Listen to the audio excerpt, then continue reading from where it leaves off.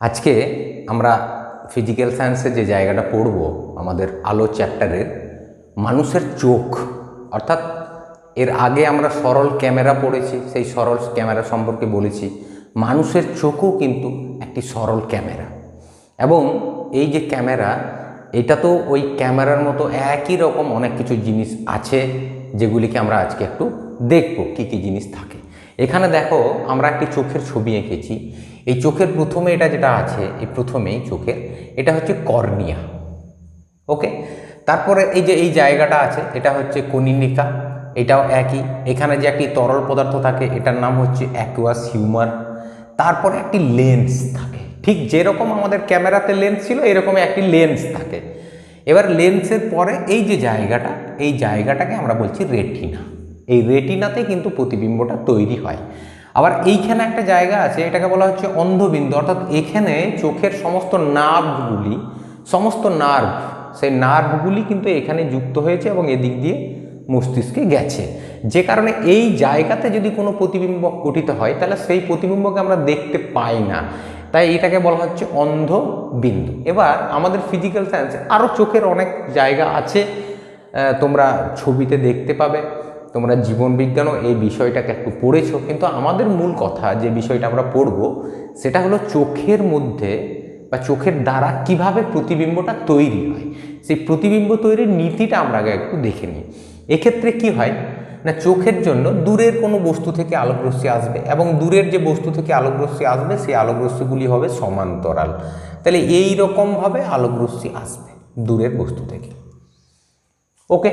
এবার আলোকরশ্মি আসার পর যেহেতু এটা লেন্স এবং উত্তল লেন্স, এবং এই যে লেন্স, এই লেন্সের প্রতিসরাঙ্ক প্রায় 1.45-এর মতো, 1.45 লেন্সের প্রতিসরাঙ্ক। এবং মানুষের চোখ এমন একটা জিনিস, এর কিন্তু যে মেগাপিক্সেল, অর্থাৎ যেমন আমরা মোবাইলের ক্যামেরা দেখেছি, সেই ক্যামেরার যে মেগাপিক্সেল হয়, সেক্ষেত্রে ক্যামেরার মেগাপিক্সেল 100 বা 110, 64, 32 এগুলোতে ছিলই, কিন্তু এখন আবার 102 এরকম মেগাপিক্সেলের ক্যামেরাও কিন্তু বেরিয়ে গেছে। এটার ক্ষেত্রে চোখের ক্ষেত্রে চোখের যে মেগাপিক্সেল সেটা হলো 576 মেগাপিক্সেল, অর্থাৎ চোখের মেগাপিক্সেলটা কিন্তু আমাদের যে ক্যামেরাগুলি আছে সেই ক্যামেরাগুলির থেকে অনেকটাই ভালো। এবারে এই যে রশ্মি দুটি এলো দূরের থেকে, এই রশ্মিগুলি কী হবে, যেহেতু উত্তল লেন্স কাছাকাছি আসবে, তাই এই রশ্মিগুলি পরস্পর গিয়ে এখানে মিলিত হবে। কোথায় মিলিত হবে দেখো, এই জায়গায় রেটিনা। যদি এই রেটিনার উপরে মিলিত হয় তাহলে জানবে যে প্রতিবিম্বটা পরিষ্কার স্পষ্ট দেখা যাবে। কিন্তু যদি রেটিনার আগেই মিলিত হয়, অর্থাৎ প্রতিবিম্বটা যদি রেটিনার আগেই গঠিত হয়, এখানে থাকে ভিট্রিয়াস হিউমার, যদি এখানে গঠিত হয় তাহলে কিন্তু প্রতিবিম্ব তৈরি হবে না। বা যদি দূরে গিয়ে মিলিত হয় তাহলে সেক্ষেত্রেও কিন্তু প্রতিবিম্ব গঠিত হবে না, মানে গঠিত হবে কিন্তু সেই প্রতিবিম্বকে আমরা স্পষ্ট দেখতে পাবো না। যে কারণে আমাদের চোখে যদি স্পষ্ট দেখতেই হয় তাহলে কিন্তু আমাদের প্রতিবিম্বটা একদম রেটিনায় গিয়ে রশ্মিগুলি মিলবে, তাহলে দেখতে পাবো। এইবার দেখবে যে চোখের দ্বারা আমরা খুব সামনের বস্তুকেও দেখতে পাই, আবার দূরের বস্তুকেও দেখতে পাই। চোখের ক্ষেত্রে আমরা খুব সামনে, কত সামনের বস্তুকে আমরা স্পষ্ট দেখতে পাই, চোখের ক্ষেত্রে 25 সেন্টিমিটার, 25 সেন্টিমিটার, এই যে এটা 25 সেন্টিমিটার, এইটাকে বলা হয় চোখের নিকটতম বিন্দু। অর্থাৎ এই 25 সেন্টিমিটারের মধ্যেকার বস্তুকে আমরা দেখতে পাই, কিন্তু তার থেকেও যখন কাছে কোনো বস্তুকে রাখবো দেখবে আমরা দেখতে পাবো না। একটা বইকে এখানে রেখে আমি পড়তে পারবো 25 সেন্টিমিটার দূরত্বে, বা তার থেকে দূরে রাখলেও পড়তে পারবো, কিন্তু 25 সেন্টিমিটারের থেকে কম দূরত্বে যখনই রাখবো, মানে চোখের থেকে বইয়ের দূরত্ব 25 সেন্টিমিটারের যদি কম হয় তাহলে সেক্ষেত্রে কিন্তু আমরা বইয়ের লেখাগুলি ভালোভাবে পড়তে পারি না। অর্থাৎ চোখের নিকটতম বিন্দু 25 সেন্টিমিটার। এবার প্রশ্ন হলো যে চোখের দ্বারা তাহলে আমরা সব থেকে দূরের কত দূরের বস্তুকে দেখতে পাই? দূরের ক্ষেত্রে আমরা অনেক দূরের বস্তুকে দেখতে পাই, এবং চোখের ক্ষেত্রে মানুষের যে চোখের দূরতম বিন্দু, এই দূরতম বিন্দু আমরা বলি অসীমে অবস্থিত, অর্থাৎ অনেক দূরে অবস্থিত। অনেক দূরের বস্তুকেও কিন্তু আমরা দেখতে পাই। এইবার তাহলে প্রতিবিম্ব গঠন করতে গেলে মূল কথাটা খেয়াল রাখবে, রশ্মিগুলি আসবে, রেটিনায় মিলিত হবে, যদি মিলিত হয় প্রতিবিম্ব স্পষ্ট দেখা যাবে, যদি মিলিত না হয় তাহলে প্রতিবিম্ব দেখা যাবে না। এটাই হচ্ছে আমাদের মূল চোখের কাজ। এইবার এই চোখের কিছু ত্রুটি আছে, এবং সেই দুটি ত্রুটি আমাদের এখানে আছে। সেই দুটি ত্রুটি আমরা এবার পড়ব। এবার আমরা চোখের দুটি ত্রুটি পড়ব। একটি ত্রুটি হলো দীর্ঘদৃষ্টি বা হাইপারমেট্রোপিয়া, অপর একটি ত্রুটি হলো হ্রস্বদৃষ্টি বা মায়োপিয়া। এবার দীর্ঘদৃষ্টি কি? দীর্ঘদৃষ্টি হলো যে এই যে ত্রুটিটা, চোখের যে ভুল বা ত্রুটি, যা সমস্যা, যে ত্রুটির কারণে মানুষ দূরের বস্তুকে স্পষ্টভাবে দেখতে পায় কিন্তু কাছের বস্তুকে স্পষ্টভাবে দেখতে পায় না, চোখের সেই ত্রুটিকে বলা হয় দীর্ঘদৃষ্টি বা হাইপারমেট্রোপিয়া। অর্থাৎ দূরের জিনিসকে স্পষ্ট দেখতে পাবে, কাছের জিনিসকে স্পষ্ট দেখতে পাবে না। অর্থাৎ এক্ষেত্রে কি হয় দেখো, দূরের জিনিসটা অর্থাৎ দূরের বস্তু থেকে যখন আলোকরশ্মি আসবে, আমরা জানি দূরের বস্তু থেকে আলোকরশ্মি যখন আসে তখন সমান্তরালভাবে আসে। কীভাবে? তাহলে এক্ষেত্রে কি হয়, এই সমান্তরাল রশ্মিগুলি গিয়ে রেটিনায় মিলিত হয়, এখানে মিলিত হয়, যার ফলে এই দূরের বস্তুকে স্পষ্ট দেখতে পায় কিন্তু কাছের বস্তুকে দেখতে পায় না। কাছের বস্তুর ক্ষেত্রে কি হয় না, মনে করো ওই চোখের ছবিটাই, এটা চোখের ছবি, এটা হচ্ছে চোখের লেন্সটা, এটাও চোখের ছবির লেন্সটা। এবার কাছের বস্তু, মনে করো এরকম জায়গায় একটি বস্তু আছে, তাহলে এখান থেকে আলোকরশ্মি গেল, এই মনে করো এই দিকে একটি আলোকরশ্মি যাচ্ছে আর এখানে একটি আলোকরশ্মি যাচ্ছে, এই দুটি আলোকরশ্মি গেল। এই দুটি আলোকরশ্মি গিয়ে কি হবে না, এখানে চোখটি, এই যে চোখ, এই চোখটি কিন্তু এই আলোকরশ্মি দুটিকে এখানে অর্থাৎ এই রেটিনাতে মিলিত করতে পারবে না, অর্থাৎ এখানে মিলিত হবে না।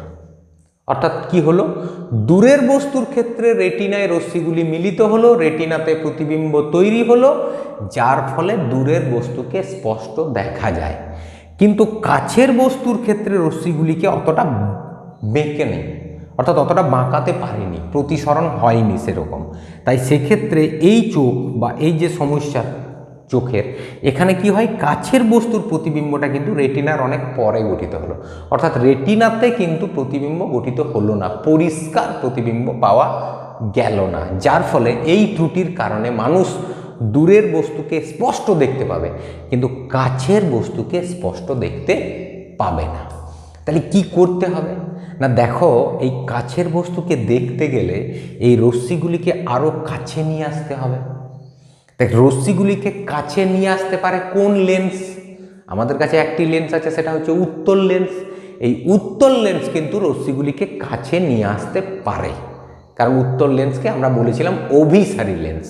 তাহলে যদি কারো চোখে এই ত্রুটি থাকে, তাহলে সেক্ষেত্রে সে যখনই ডাক্তারের কাছে যাবে, তাকে চোখের ডাক্তার পরামর্শ দেবে একটা চশমা ব্যবহারের জন্য, যে চশমাতে একটি উত্তল লেন্স লাগানো থাকবে, এবং এই উত্তল লেন্সের দ্বারা সে কিন্তু কাছের বস্তুকে স্পষ্ট দেখতে পাবে। এবার কিভাবে দেখতে পাবে না, দেখো এই ছবিটাকে আমি একটু ঠিকঠাক করে আঁকছি, আমি একটি লেন্স বসিয়ে চোখের সামনে একটি লেন্স বসাচ্ছি, তারপরে দেখো কীরকম ছবিটা হয়, তাহলেই তোমরা ব্যাপারটি বুঝতে পারবে।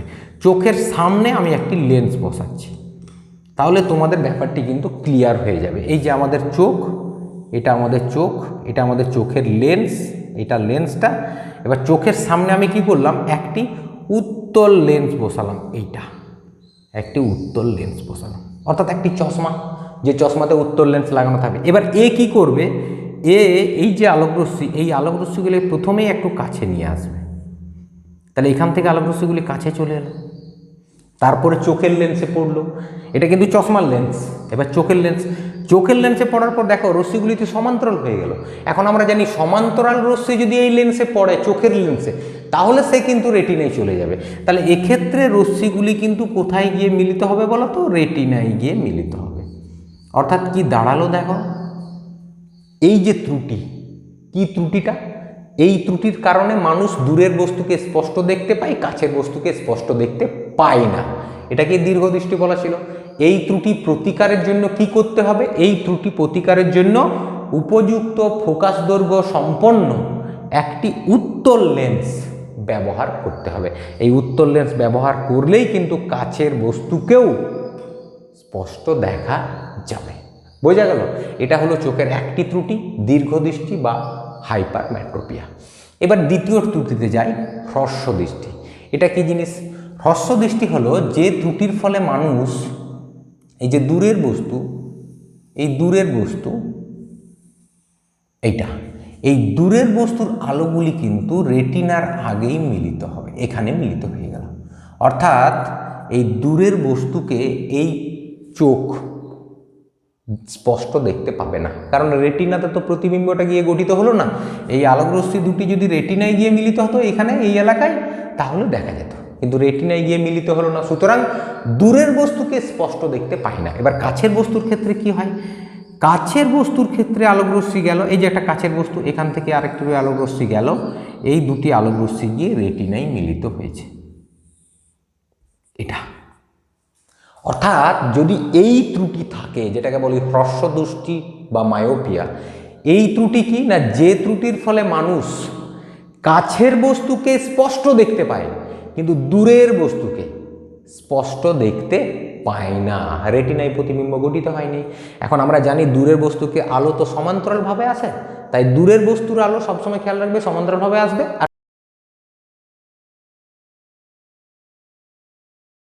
স্পষ্ট দেখতে পায়। চোখের এই ত্রুটিকে বলা হয় হ্রস্ব দৃষ্টি বা মায়োপিয়া। বোঝা গেল? এবার এই যে ত্রুটি, এই ত্রুটি প্রতিকারের উপায় কি? এই ত্রুটি যাদের মধ্যে আছে তারা যখনই ডাক্তারের কাছে যাবে তখনই ডাক্তার তাদেরকে একটি চশমা দেবে, এবং চশমাটি কীরকম না, দেখো সেই চশমাতে একটি লেন্স লাগানো থাকবে। আমি এটা মুছে দিলাম এবং এর সামনে একটি চশমা ব্যবহার করছি, যেমন ওই জায়গাতে চশমা ব্যবহার করেছিলাম সেই রকম একটি চশমা ব্যবহার করছি। চশমা ব্যবহার করলে তোমরা ব্যাপারটিকে একদম পরিষ্কার হয়ে যাবে। দেখো এটা আমাদের চোখ, এটা চোখ, এটা চোখের লেন্স। এবার এখানে একটি চশমা, চশমাতে কি হবে না, চশমাতে একটি লেন্স ব্যবহার করছি, সেই লেন্সটা কীরকম, এই রকমের লেন্স। অর্থাৎ কি লেন্স বলো তো, অবতল লেন্স একটি ব্যবহার করলাম চশমাতে। এখানে কি লেন্স ব্যবহার করেছিলাম, উত্তল।